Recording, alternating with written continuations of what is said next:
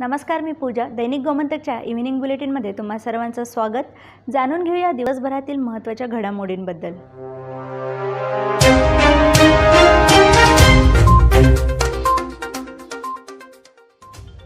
गोवा विधानसभेच्या 2 दिवसीय अधिवेशनाला फक्त एक आठवडा शिल्लक असताना या दरम्यान मुख्यमंत्री प्रमोद सावंत यांनी मांडलेले वादग्रस्त गोवा भूमिपुत्र अधिकारी विधेयक 2021 पुन्हा या अधिवेशनात सादर करतील अशी अपेक्षा आहे.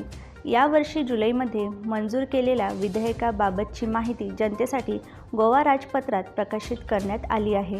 तेव्हा वादग्रस्त भूमिपुत्र विधेयकावरून पुन्हा गोवा विधानसभा गाजण्याची शक्यता आहे. मांडवी नदीमधील तरंगत्या कसिनोमध्ये गोमंतकीयांना प्रवेशबंदी करण्यात आली आहे. त्याला आव्हान दिलेल्या याचिकेवरील सुनावणी सोमवारी मुंबई उच्च न्यायालयाच्या गोवा खंडपीठासमोर पूर्ण होऊन त्यावरील निवाडा राखीव ठेवण्यात आला. कसिनो प्रवेश हा मूलभूत हक्क होऊ शकत नाही. समाजाच्या हिताच्या दृष्टीने हा प्रवेशबंदीचा निर्णय होऊ शकते, असा युक्तिवाद सरकारतर्फ ॲडव्होकेट जनरल देवीदास पांगम यांनी केला. दक्षिण गोव्यातील बाणावली समुद्रात परप्रांतीय मच्छीमारांनी अवैधरित्या घुसखोरी करून मासेमारी केल्याप्रकरणी बाणावलीतील स्थानिक मच्छीमार बांधवांच्या मदतीने मत्स्य व्यवसाय विभाग आणि बेतूल किनारपट्टी सुरक्षा पोलिसांनी धडक कारवाई करत कर्नाटक राज्यातून आलेले 2 ट्रॉलर जप्त केले.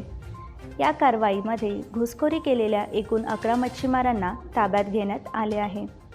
परप्रांतीय मच्छीमारांकडून गोव्यातील समुद्रात मासेमारी करण्यात आल्याने स्थानिक मच्छीमार बांधवांमध्ये संताप व्यक्त करण्यात येत आहे.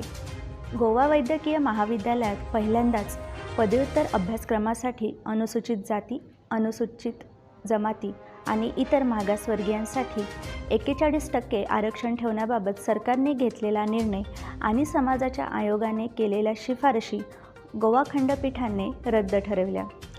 गोवा खंडपीठाच्या या निवाड्यामुळे सरकारला जबर दणका बसला असून आता मेडिकलला प्रवेश आरक्षणाशिवाय द्यावा लागणार आहे. प्रसिद्ध कोकणी साहित्यिक दिलीप बोरकर यांनी आज काँग्रेसमध्ये प्रवेश केला असून त्यांचे स्वागत काँग्रेसचे ज्येष्ठ नेते पी. चिदंबरम यांनी केले. गोवा विधानसभेचे शेवटचे 2 दिवसीय अधिवेशन 18 आणि 19 ऑक्टोबर रोजी होणार असल्याची माहिती सभापती राजेश पाटणेकर यांनी दिली. या अधिवेशनात 39 आमदार सहभागी असतील. तर या होत्या दिवसभरातील महत्त्वाच्या घडामोडी. अशाच ताज्या अपडेट्स जाणून घेण्यासाठी आमच्या दैनिक गोमंतक या वेबसाईटला भेट द्या आणि आमच्या यूट्यूब चॅनलला सबस्क्राईब करायला विसरू नका.